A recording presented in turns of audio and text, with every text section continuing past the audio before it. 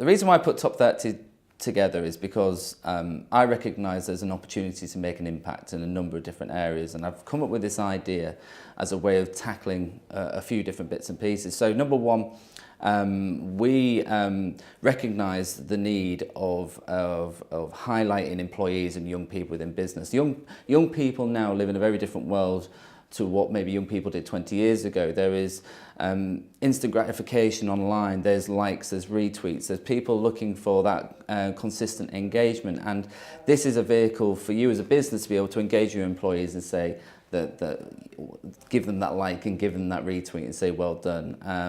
And from some of the studies that we've looked at and researched, a lot of the issues around retention is down to that engagement piece. So we feel that this could help businesses deal with that.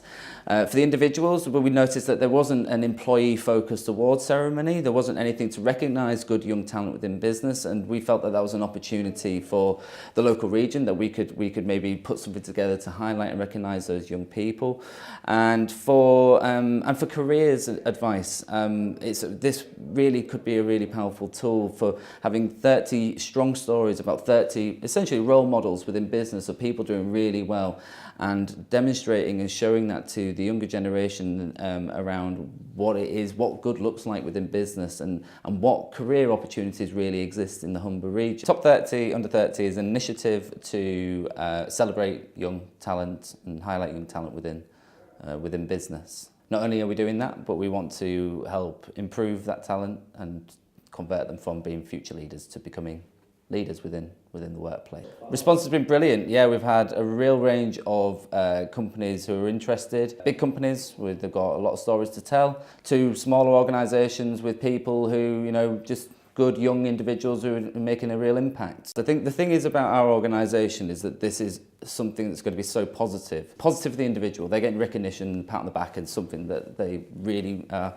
going to value and cherish, and will hopefully for that give you their loyalty. For the business themselves, the positive PR that comes out of it, you are going to be a business that highlights their talent and also recognises their talent and invests in their talent. There's a couple of real strong points for businesses. From a recruitment and attraction point of view, they become a business that are vocal about hiring and developing young talent. If you're a young person who either at 18 or 21 are making career choices, you want to have a certainty that the business you're joining is one that's going to invest in you, that's going to develop you and help you become prosperous in your life and your career. I think the biggest issues when it comes to retaining young talent at the moment is around recognition, reward and encouragement and communication. And there is an issue with retaining talent at the moment. In my view, by highlighting and celebrating that young person, what you're going to get back is that loyalty, that buy-in to you as an organisation. That recognition from them that the business is looking after me and see me as somebody for the future. That tells them that their career, medium to long term, should be with you. So why would they be interested in anybody else? So the people who are being nominated are going to be involved in a network of like-minded people, and they're going to be on a journey over the next 12 months to help them improve and become better employees with better skills, which will help them whether they stay with you or whether they decide to move on. They get 5 workshops that they'll be involved with, helping them improve on their softer skills. Soft skills are becoming a really important part of business. It's something that the business community acknowledges needs to be worked on and improved upon. Things like management and communication are really key skills for these people. So we're going to help improve their skills on that side of things. That for them will, let's say, ultimately lead to better performances in their employment. But also on top of that, they'll get the opportunity to be involved in celebration evening, which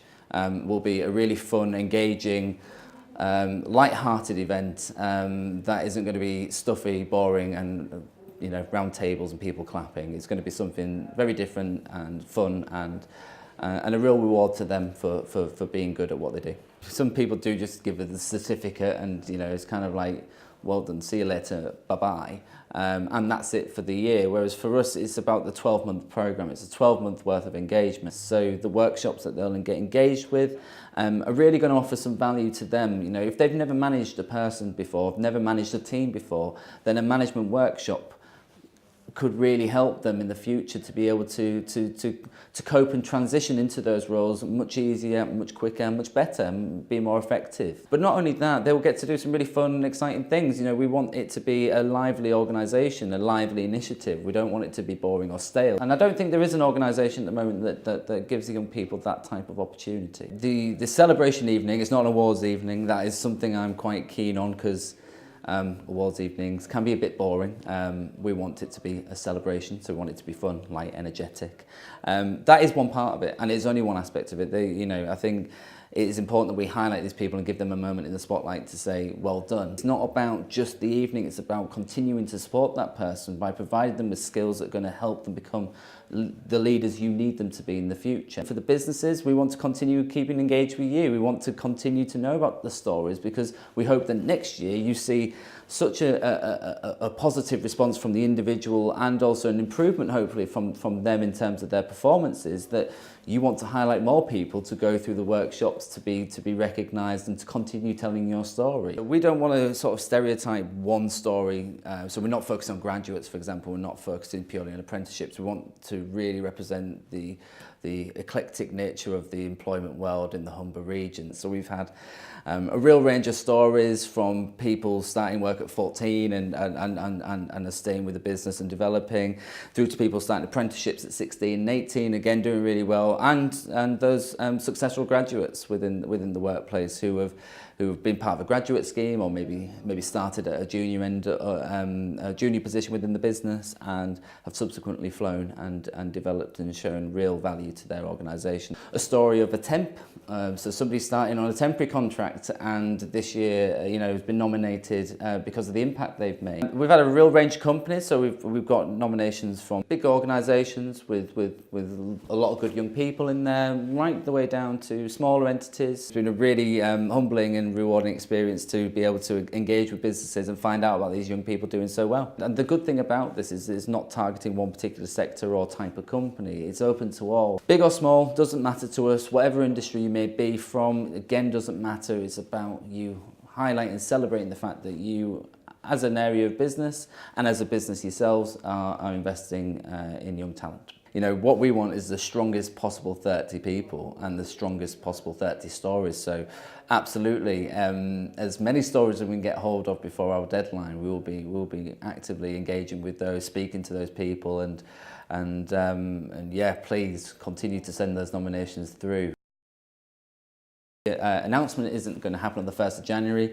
There is going to be, late January when we announce the top 30. So it's important that we understand what stories are available to us, and then we'll have a bit of time to still continue with that engagement, making sure we understand the person and the story behind them before we go to selection of the 30. If you're sat there worried about nominating somebody, or not quite sure what to say about somebody, don't worry, just speak to us and we will help you with that. It doesn't need to be too detailed, too in-depth. The fact that you're already making the commitment to highlight that person is enough for us at this stage. It'll be then down to us to be able to extract the fuller details of why that person's been so successful for you. There is a nomination part on the website. You don't have to fill out the story part within that. You can just put your name, details, who you're nominating, a small blurb in terms of you want to have a conversation, and you can do it that way, or you could just email me directly, so simon@top30under30.co.uk, and at which point I'll respond to you, we'll pick up a conversation, and we'll make sure, as I say, we extract that story